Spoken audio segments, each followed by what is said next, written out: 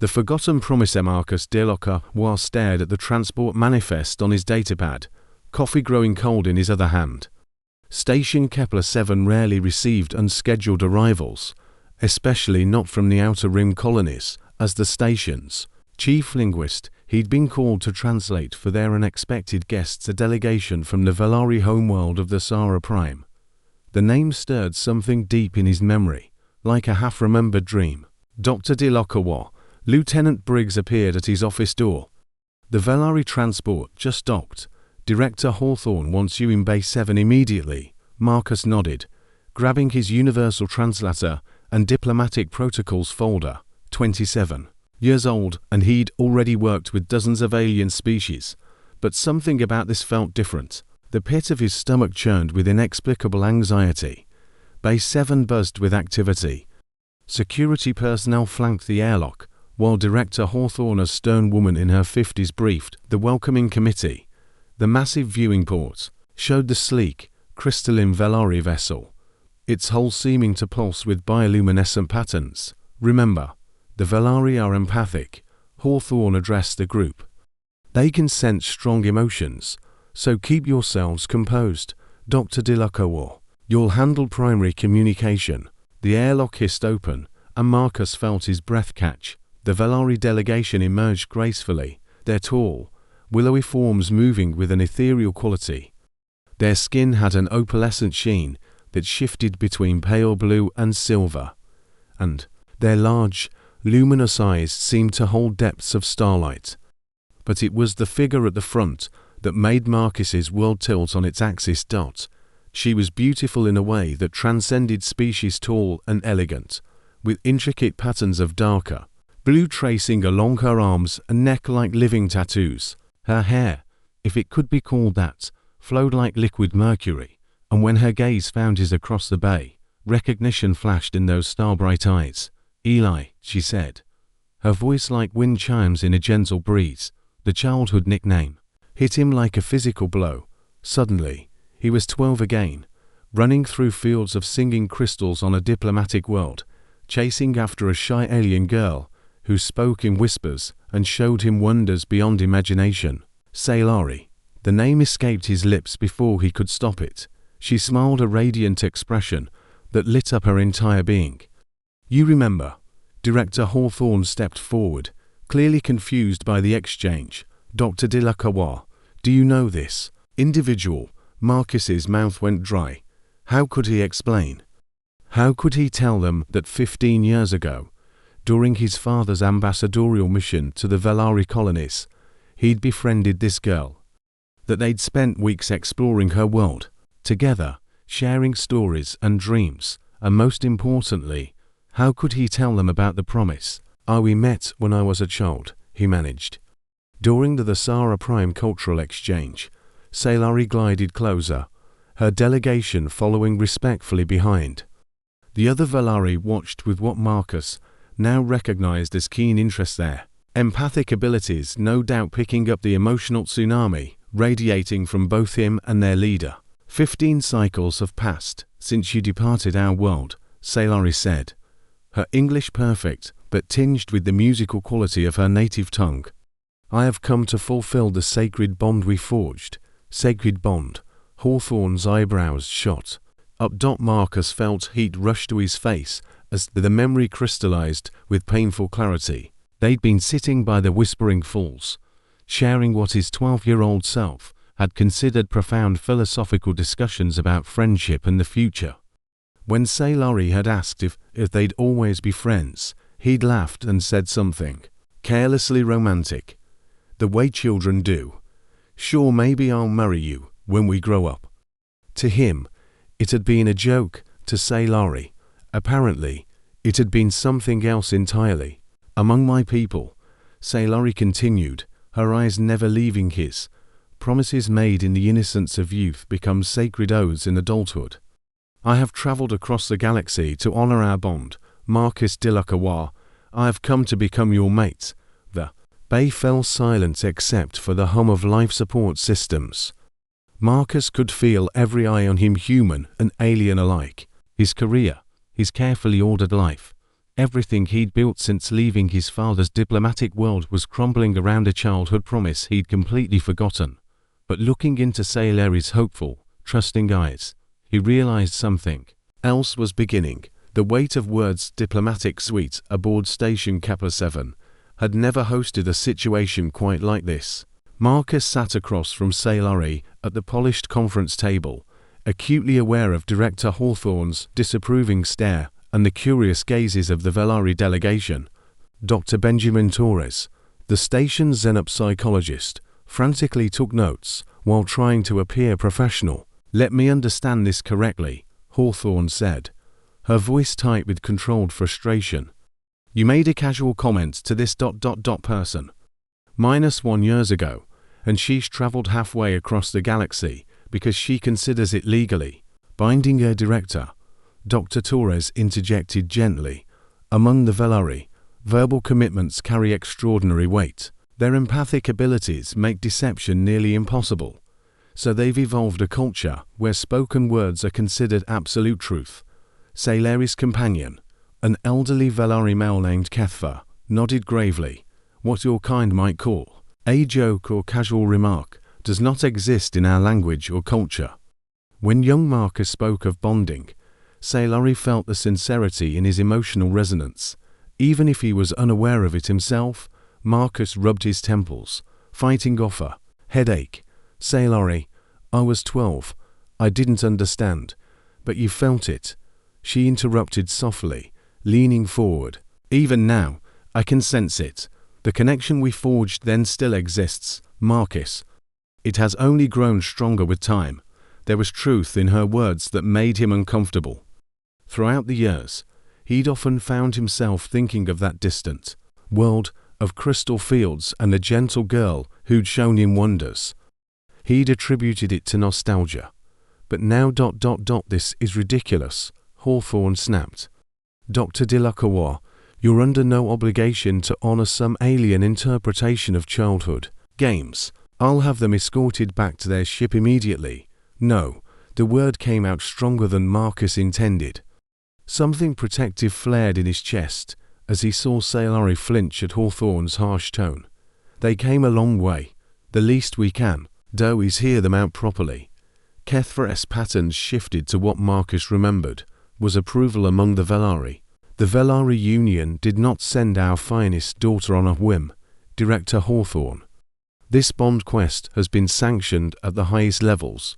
To dismiss it carelessly would be diplomatically unfortunate."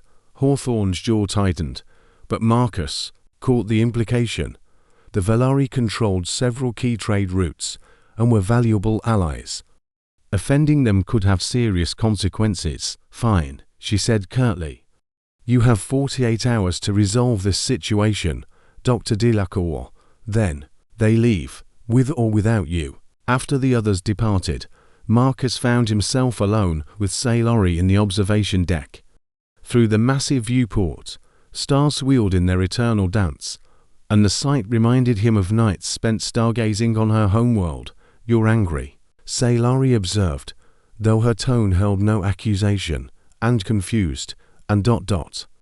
"Afraid," Marcus sighed. "Wouldn't you be? My life was perfectly ordered until 6 hours ago. Now I'm told I'm supposed to marry someone I haven't seen in 15 years, based on something I said as a child. Do you truly remember so little of our time together?" There was hurt in her voice now, barely concealed. The question made him pause. Gradually, memories began surfacing not just of their final conversation, but of everything else. Long afternoons, learning about Velari culture, Sailari patiently teaching him to read the color patterns that served as their written language, the way she'd laugh like silver bells when he mispronounced words in her tongue, how she'd shown him the secret groves where the crystals sang in harmony with the planet's magnetic field. "I remember," he admitted quietly, "but Sailari, we were children. How can you base your entire future on feelings from so long ago?" She moved closer to the viewport, her reflection ghostly in the transparent aluminum. "Among my people, we mature slowly but love deeply. What you experienced as childhood friendship I experienced as the beginning of a soul bond. For 15 years, I have felt your presence across the void, a whisper in my mind, a warmth in my heart. I know you felt it too. Marcus wanted to deny it, but couldn't. There had been moments, quiet evenings, when he'd catch himself staring at the stars, or while working with alien languages, when he'd remember the musical cadence of Valari speech. A sense of something missing, something left unfinished. The bond isn't just romantic, Salari continued. When two Valari join, their minds touch. They share thoughts, emotions, dreams. It's beautiful, but it's also permanent. I wanted you to understand the full weight of what I'm asking. You'd share everything with me. Your thoughts, your feelings, everything. And you with me. We would be two souls united as one, while remaining individuals. It's the deepest form of trust my species can offer. Marcus stared out at the stars, feeling the weight of decision pressing down on him. Behind him, he could sense Salari's patient waiting, her hope tempered by acceptance that he might choose differently. For the first time in years, his carefully planned future felt less important than the ache in his chest. Asterisk echoes of the past. Marcus couldn't sleep. He'd spent hours staring at the ceiling of his quarters, mind racing between past and present. Finally giving up, he made his way to the station's arboretum, a small dome filled with earth plants and a few alien specimens that served as the closest thing to nature on Kepler-7. He wasn't entirely surprised to find Salari there. She stood before a collection of their serang crystal flowers, their soft bioluminescence painting her features in ethereal blue light. Her patterns had shifted to deeper hues, what he remembered as a sign of contemplation among her people. Couldn't sleep either, he asked softly. She turned, offering a gentle smile. The artificial environment disrupts our natural rhythms, but these helped. She gestured to the crystal flowers. Director Hawthorne acquired them for diplomatic purposes, I'm told. They sing to me of home. Marcus moved closer, and indeed, he could hear it, a barely audible harmonic resonance that stirred memories of his childhood on the Sara Prime. I'd forgotten how beautiful they sound. You gave me one once, Salari said, her voice distant. With memory, on the day before you left, you said it was, so I wouldn't forget you. The memory hit him like a physical blow. He'd been so young, so confident that their friendship would weather any separation. The irony wasn't lost on him. She had never forgotten, while he'd buried those memories under years of academic focus and career ambition. I was heartbroken when you left, she continued.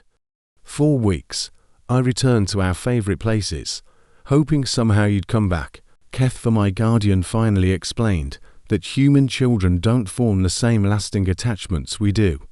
He said I should forget you, but you didn't. I couldn't. The bond was already too strong. She touched one of the crystal flowers, and its song grew slightly brighter. I felt you growing up, Marcus. Distant echoes of your joys and sorrows, your triumphs and struggles. When you graduated from the Interstellar Linguistics Academy, I felt your pride. When your father died 3 years ago, I mourned with you. Marcus staggered backward. That's impossible. We're light years apart. Distance means little to a soul bond. The connection transcends physical space. Her eyes held infinite compassion. You felt it too, didn't you? In quiet moments, a sense of someone sharing your experiences. He wanted to deny it, but couldn't. There had been moments, especially during his father's funeral, when he'd felt an inexplicable comfort, as if someone who truly understood him was offering silent support across the void. This is insane, he whispered. I'm human. We don't have telepathic abilities. No, but you have something we value even more: emotional authenticity. When you promised to bond with me, young as you were, your heart meant it even if your mind didn't understand. That sincerity created a resonance my empathic nature couldn't ignore. They stood in comfortable silence, surrounded by the gentle music of alien flowers. Marcus found himself studying Salari's face, noting how her childhood features had refined into something hauntingly beautiful. The shy girl he'd known had become a confident woman, yet her essential gentleness remained unchanged. What happens if I say no? He asked finally. Pain flickered across her features, quickly suppressed. I return to the Sara Prime. The bond remains, but it will slowly fade over time. You'll live your life, and I'll live mine, each always sensing something missing, but unable to name it. And if I say yes, we complete the bonding ceremony. Our minds touch permanently, our emotions interweave, our souls become two parts of a greater whole. You would understand me completely, and I you. There would be no secrets, no misunderstandings, no loneliness ever again. The prospect was both terrifying and tempting. Marcus had spent his adult life building walls around his emotions, focusing on career and intellectual pursuits while avoiding deep personal connections. The idea of someone knowing his every thought, feeling his every emotion, was overwhelming. Yet the alternative, letting Sailari leave, returning to his ordered, but increasingly empty existence, felt like a betrayal of something precious. I need more time, he said. Of course, but Marcus... She stepped closer, close enough that he could see the intricate patterns shifting beneath her translucent skin. May I show you something? Before he could respond, she placed her fingertips gently against his temples. The touch was electric, and suddenly his mind filled with images, not his own memories, but hers. He saw himself through her eyes, a curious human boy with kind eyes and an infectious laugh. He felt her wonder at his different way of thinking, her delight in his questions about her world. He experienced her heartbreak when he left, her years of patient waiting, her joy when she finally gained permission to seek him out. But most powerfully, he felt her love, pure, unwavering, and patient beyond human comprehension, love that had sustained her through 15 years of separation, love that had brought her across the galaxy on faith alone. When she withdrew her touch, Marcus was trembling. That's what you mean to me, she said simply, not the promise of a child, but the connection between souls. I didn't come to claim you, Marcus. I came to offer myself to you, if you'll have me. For the first time since her arrival, Marcus began to understand what he might be choosing between. The choices next morning brought an unwelcome complication. Marcus arrived at his office to find Commander Victoria Nash waiting for him, her Stellar Alliance uniform crisp and her expression stern. Behind her stood two armed security officers, not station personnel, but Alliance military. Dr. Dilakawa, Nash said without preamble, I'm here on direct orders from command. This situation with the Velari delegation has attracted attention. At the highest levels, Marcus's blood ran cold. What kind of attention? The kind that views an uncontrolled alien bonding with a human citizen as a potential security risk. The Velari possess advanced psychic abilities. If one of them gains permanent access to a human mind, particularly one with your security clearance, it could compromise sensitive information. That's ridiculous. Sailari would never. You can't know that. Nash interrupted. According to our Zenup psychology experts, this soul bond would give her complete access to your thoughts and memories. Every classified project you've worked on, every diplomatic secret you've learned, all of it would be available to an alien government. Marcus felt his temper rising. The Velari are our allies. They've never shown any aggressive tendencies. Allies can become enemies, Doctor. The Alliance cannot permit this bonding to proceed. From the doorway came a familiar melodic voice. And what gives the Alliance the right to make such decisions? Sailari entered, flanked by Kethva and two other Velari. Her patterns had shifted to the darker hues Marcus now recognized as anger, though her voice remained perfectly controlled. Nash's hand moved instinctively toward her sidearm. This is a private conversation. Nothing involving my potential mate is private from me, Sailari replied coolly. Commander Nash, is it? I've reviewed your psychological profile from our diplomatic files. You fear what you don't understand, and you understand very little about my people. I understand enough to know that alien mind control poses a threat to human security. Kethva stepped forward, his ancient eyes blazing with indignation. Mind control. Commander, you insult us gravely.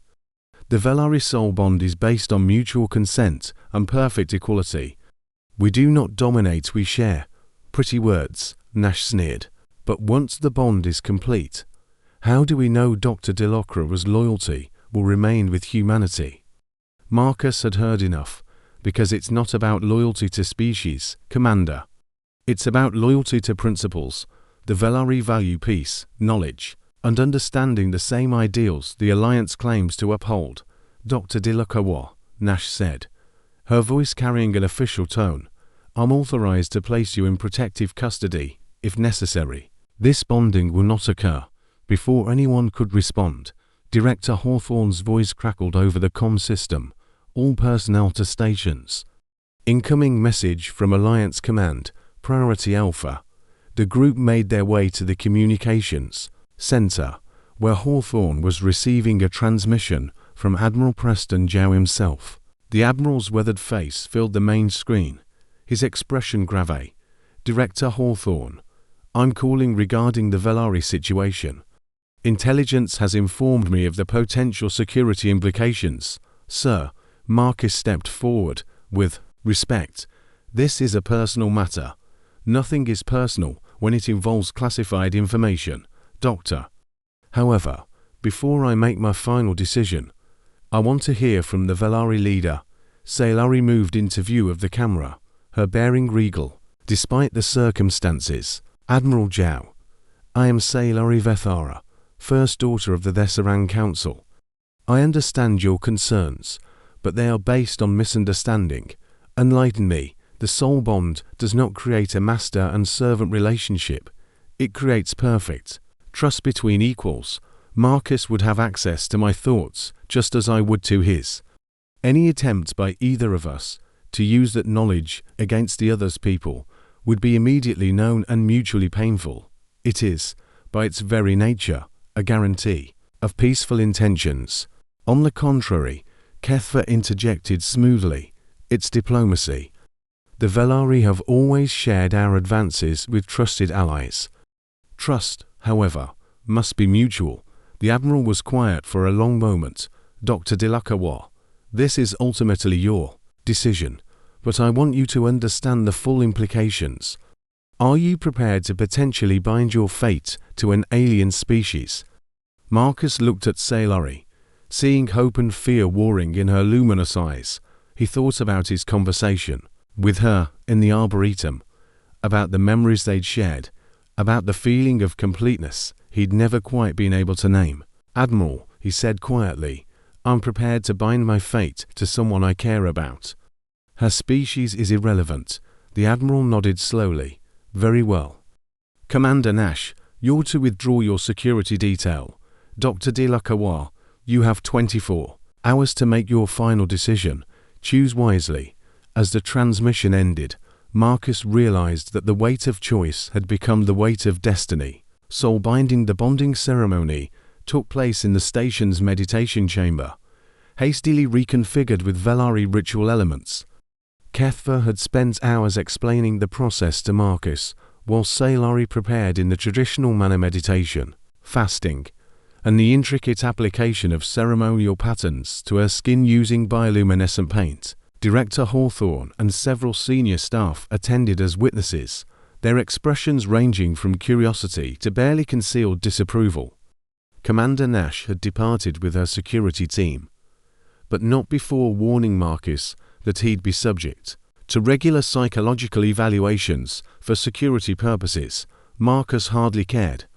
Standing at the center of the chamber, wearing simple white robes that Kethva had provided, he felt more nervous than he had since his doctoral defense. But beneath the anxiety was something else, a sense of rightness, as if everything in his life had been leading to this moment. Sailari entered to the sound of crystal chimes, and Marcus's breath caught. The ceremonial paint created flowing patterns across her skin that seemed to pulse within a light. Her hair had been woven with crystalline threads that caught and reflected the chamber's soft illumination. She was radiant, beautiful, and utterly alien, yet when their eyes met, Marcus felt only the familiar warmth of connection. "Are you ready?" Kethra asked in the ancient ritual language of the Velari. "I am," they replied in unison, Marcus having spent the previous day learning the responses. The ceremony itself was surprisingly simple.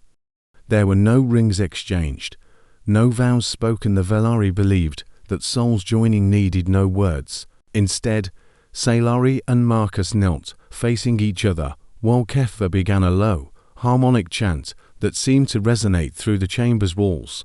"Place your hands together, palms touching," Kethra instructed in English for the benefit of the human witnesses. "Look into each other's eyes and open your minds completely. Hold nothing back, no fear, no shame, no secrets. The bond requires absolute truth." Marcus pressed his palms against Sailari's, feeling a slight electric tingle at the contact. Her skin was warm and incredibly soft, her pulse visible as faint light beneath the surface. When he met her gaze, the universe seemed to narrow to just the two of them. "I'm scared," he whispered. "So am I," she replied, her voice soft as starlight. "But we're scared together." The chanting grew more complex, other Velari delegation members adding their voices to create an intricate harmony. Marcus felt something shifting in his consciousness, walls he'd built over years of careful emotional control beginning to dissolve. Then it began. At first, it was just a whisperer, flutter of emotion that wasn't quite his own. Sailari's nervousness, her joy, her overwhelming love washing over him, warm waves. But as the chanting continued, the sensation deepened. He saw flashes of her memories, a lonely childhood, as the only child of her generation on the Sahara. Prime, years of study to become worthy of diplomatic missions. The patient decades of waiting for him to mature enough for the bonding. He felt her perspective on their childhood friendship, how much more meaningful that'd been to her long-lived species than to his own. In return, his own memories flowed to her, his struggles with loneliness despite his success, his fear of deep emotional connections, his secret hope that somewhere in the galaxy was someone who would understand him completely. The exchange intensified, becoming less about memories and more about essence. He felt her compassion for all living things, her deep wisdom despite her relative youth, her fierce protective instincts. She experienced his curiosity about the universe, his passion for communication and understanding, his hidden romantic soul that he'd buried under years of academic pursuits. And then, suddenly, they were truly one. The sensation was indescribable, like coming home after a lifetime of wandering. Marcus could feel Sailari's thoughts intertwining with his own, her emotions becoming part of his emotional landscape. Yet far from losing himself, he felt more complete than ever before. She was herself, he was himself, but together they were something greater. "My beloved," her voice whispered in his mind, not heard but felt. "My heart," he responded the same way, the endearment rising naturally from feelings to deep for words. The chanting stopped, but the two of them remained locked in their shared gaze, marveling at the miracle of their connection. Through their bond, Marcus could feel Sailari's wonder matching his own, her joy magnifying his, until he thought his heart might burst. "It is done," Kethra announced, his voice thick with emotion. "Two souls have become one whole.